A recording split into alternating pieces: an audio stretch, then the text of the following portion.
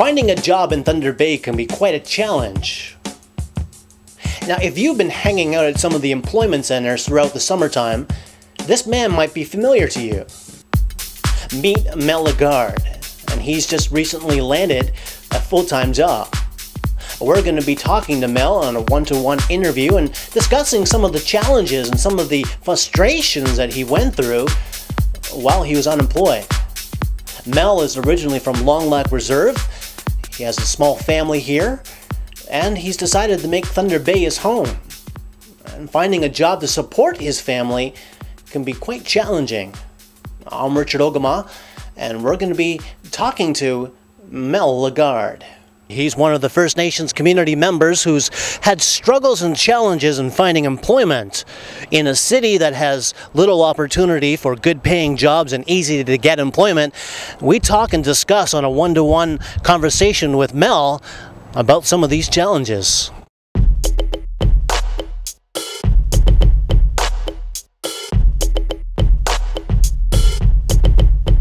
And one of the questions I would like to ask him is what are his struggles, what are his challenges when he's looking for work. He has a newborn, a baby, his wife, his partner is at home, and we are going to be hearing some of the difficulties, some of the frustrations of finding work in a city where there's hard to get employment, low wages. So everyone in cyberspace out there, meet Mel Legarde. Mel Legarde, what are some of the challenges that you are facing with finding work? I probably got to say some of this from the things. There got to be stereotypes. Being an Indian, you know, usually if you're an Indian, you're classified as a drunk or a dropout or something like that. But that's some of the types of things that Native people have to face during the day.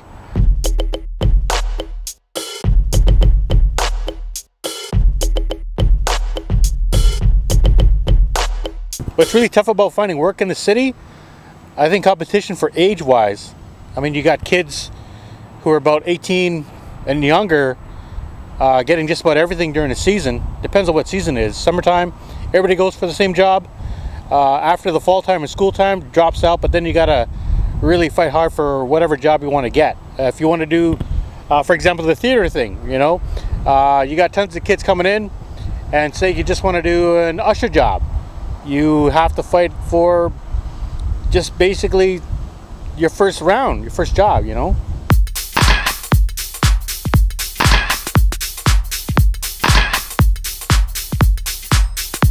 Well, thank you, Mel. Another thing is I noticed that some people are hesitant to hire people with long hair, and part of our culture, we embrace long hair. Do you find any challenges with having long hair and in finding perhaps a customer service job? Sort of, because they will ask you to like keep it tied back, ponytailed, really neat. I mean, that's just common sense for doing it, but still, that's one of the things they always ask me, keep your hair tied back and so on. So that's one of the things I've always been asked every time I get hired for a different job. So right now, the good news that we have for the audience out there is that Mel landed a job. He's working nights, graveyard.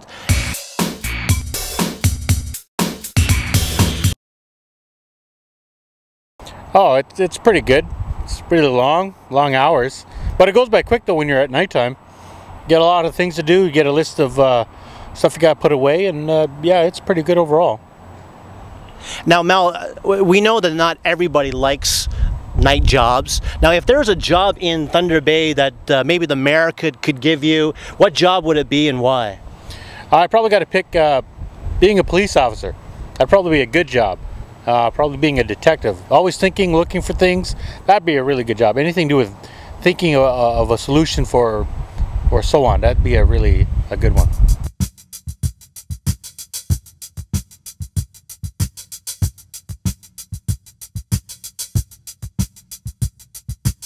Yeah, I probably the only advice I got to give to people like that out there is keep fighting. You know, don't be the stereotype. Keep going on.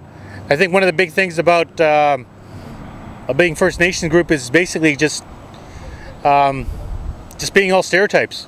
Don't be that way. Just keep going on. So I want to thank everybody for tuning in to this first episode, this one-on-one interaction with Mel Legarde. He's from Long Lac. We're sitting here in Thunder Bay. We're right next to Silver City. CLE is wrapped up and it's already gone, so I hope everyone had fun. Until next time, I'm Richard Ogima, and this is another episode from NishTV.com. Oh, hey, Facebook and MySpace and Bebo and YouTubes and all the other people out there. Holla!